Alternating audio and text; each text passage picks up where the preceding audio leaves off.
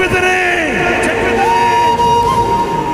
నిన్ను స్వస్థపరచుదును, నిన్ను నడిపించేదను, నిన్ను ఓదార్చెదను, కృతజ్ఞత బుద్ధి పుట్టిస్తాను.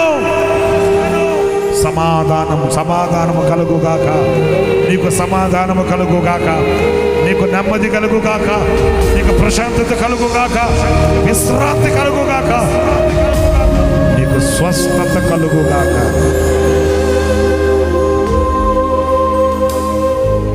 ఆలస్యము లేక నేను చెప్పిన ప్రతి మాట తప్పకుండా జరుగును.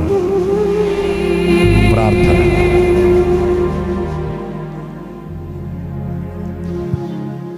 పరిశుద్ధుడైన తండ్రి, ఆశ్చర్యకరుడానికి స్తోత్రాలు. గత 11 మాసములు నీ కృపలో మమ్మల్ని దాచి భద్రపరిచి ఈ సంవత్సరపు చివరి నెలలో ఈ మొదటి దినం వాగ్దాన సందేశ కూడికలో మమ్మల్ని సజీవులుగా మీ సందులు నిలిపి మిమ్మల్ని స్తుతించి మీ నామాన్ని కనపరిచి పాడి పొగడుటకు మీరు మాకు ఇచ్చిన భాగ్యము ధన్యతను బట్టి నీకు స్తోత్రములు చెల్లిస్తున్నాను. గత నెలలో మా బ్రతుకుల్లో మీరు చేసిన ప్రతి వాగ్దానాన్ని నెరవేర్చుకుంటూ వచ్చి ఉన్నారు. ఈ చివరి నెలలో కూడా ఇక ఆలస్యం లేక నేను మీతో చెప్పి ఉన్న మాటలన్నీ నెరవేరుతును అని మీరు మాకు వాగ్దానం చేసినందుకని స్తోత్రాలు చెల్లిస్తున్నాను. రోషము కలిగిన దేవుడిగా మీరు మా మధ్యలోకి దిగివచ్చి మీ మాటను మా బ్రతుకులో నెరవేర్చాలని మీరు ఆశించి వాగ్దానం చేసినందుకని స్తోత్రములు చెల్లిస్తున్నాను. త్వరపెట్టి మీరు చెప్పిన ప్రతి మాటను నెరవేర్చబోతున్నందుకై, ఈ క్షణమే మీరు ప్రారంభించినందుకై మీకు స్తోత్రములు చెల్లిస్తూ ఉన్నాను తండ్రి. మీరు మమ్మల్ని ఉపేక్షించక ఏర్పరచుకొని ఉన్నారని చెప్పి ఉన్నారు. అందుకే మీరు మాకు తోడుగా ఉండి మీరు మమ్మల్ని బలపరిచి మాకు సహాయము చేసి మీ దక్షిణ హస్తంతో ఆదుకొనబోతున్నందుకై నీకు స్తోత్రములు చెల్లిస్తున్నాను. నీలో నేను మహింపరచుకుంటానని చెప్పి ఉన్నావు. అవును ప్రభువా, నాలో నీవు ప్రత్యక్షమై నాలో నీ కార్యాలు ప్రత్యక్షపరిచి మీ గొప్ప నామమునకు మహిమ తెచ్చుకొని పోతున్నందుకై నీకు స్తోత్రములు చెల్లిస్తున్నాను. నేను నిన్ను ఆశీర్వదించి ఉన్నానని చెప్పి ఉన్నావు. అవును తండ్రి, అనేకులు మాకు రుణపడి ఉండే అంతగా మీరు ఆశీర్వదించుచున్నందుకై నీకు స్తోత్రములు. ఆనాడు అబ్రహామును ఆశీర్వదించినట్లుగా మీరు మాతో చెప్పినట్లుగా ఆశీర్వదించబోతున్నందుకై నీ కృతజ్ఞతాస్తుతులు చెల్లిస్తున్నాను. నేను స్వస్థపరచుదును, నడిపింతును, నిన్ను ఓదార్చుదును, నీలో కృతజ్ఞతా బుద్ధి పుట్టించుదును, నీకు సమాధానమును కలుగు చేస్తానని చెప్పావు కదా. ఇదిగో ఈ రాత్రి సమాధానముతో మీరు మమ్మల్ని పంపుతున్నందుకై స్తోత్రం. శారీరకంగా, భౌతికంగా అన్ని కోణాలలో మాకు స్వస్థతను, సమాధానాన్ని మీరు అనుగ్రహించుచున్నందుకై, మీరు చెప్పిన మాటను నెరవేర్చుచున్నందుకై నీకు స్తోత్రములు చెల్లిస్తున్నాను. ఆడిన మాటను తప్పుటకు నీవు నరుడు కాదయ్యా, నీవు దేవుడు అయి ఉన్నావు. నీవు మాట సెలవిస్తే తప్పక అది జరుగుతుంది. ఏదైనా మా విధంగా మీరు మాకు వాగ్దానం చేసి మా బ్రతుకులో గొప్ప ధైర్యాన్ని, అభయాన్ని కలుగు చేసినందుకై నీకు స్తోత్రములు చెల్లిస్తున్నాను. దుఃఖముతో వచ్చిన నిబిడలకు మీరు ఓదార్పునిస్తున్నందుకై, అనారోగ్యంతో వచ్చిన బిడ్డల్ని స్వస్థపరుస్తున్నందుకై, అసమాధానంతో వచ్చిన బిడ్డలకి స్వస్థతను కలుగు చేస్తున్నందుకై, కృతజ్ఞత లేని బిడ్డలకు ఈ సంవత్సరం అంతా మీరు చేసిన మేళను తలంచి కృతజ్ఞతతో మీరు కలుగు చేస్తున్నందుకై నీకు కృతజ్ఞతాస్తుతులు చెల్లిస్తున్నాను. మిగిలిన దినములన్నీ కూడా ఈ సంవత్సరం అంతా కృపయు క్షేమం మాకు తోడుగా ఉంచండి. మరి విశేషంగా నెలంతయు మా బిడ్డలను అద్భుతంగా మీరు పోషించండి. కష్టార్జితాన్ని దీవించండి, ఆరోగ్యాన్ని ఇవ్వండి, రాకపోకలో తోడుగా ఉండండి, ప్రయాణాల్లో భద్రతను అనుగ్రహించండి, వ్యాపారాలను దీవించండి, చేతి పనులను దీవించండి, ఉద్యోగాల్లో ఆశీర్వదించండి, పిల్లల చదువుల్లో జయమివ్వండి, మంచి భవిష్యత్తును అనుగ్రహించండి. తండ్రి, నీ కుమారుని ఇంతవరకు మీరు బలపరిచి అభిషేకించి వాడుకున్నందుకై స్తోత్రం. ఇంకా ఉన్నతమైన కృప కృప కృప కృప సమృద్ధిగా మీరు కలుగు చేసి మీ నామమునికే నిబిడ ద్వారా మహిమ తెచ్చుకున్నామని, సమస్త ఘనత, మహిమ, ప్రభావములు ఈ కూడిక ద్వారా మీరు మహిమ పొందుకున్నందుకై మీ కృతజ్ఞతాస్తుతులు చెల్లిస్తూ నజరేయుడిని యేసు నామం అడుగుచున్నాను తండ్రి, ఆమేన్. మన ప్రభు అయిన యేసుక్రీస్తు కృప, తండ్రి అయిన దేవుని ప్రేమ, పరిశుద్ధాత్మనందుల అన్యోన్యమైన సహవాసం, సన్నిధి, సముఖం ఈ వాగ్దాన సందేశ కూడికలో పాలు పొందిన ఒక్కొక్కరికి సదాకాలం తోడయుండి నడిపించునుగాక. ఆమేన్. హల్లెలూయా. అందరూ చెప్పండి హల్లెలూయా. ఈ వాగ్దానాన్ని ప్రభు మన జీవితంలో నెరవేర్చుచున్నందుకు స్తోత్రం చెబుదాం. ఆమేన్. 7వ తేదీ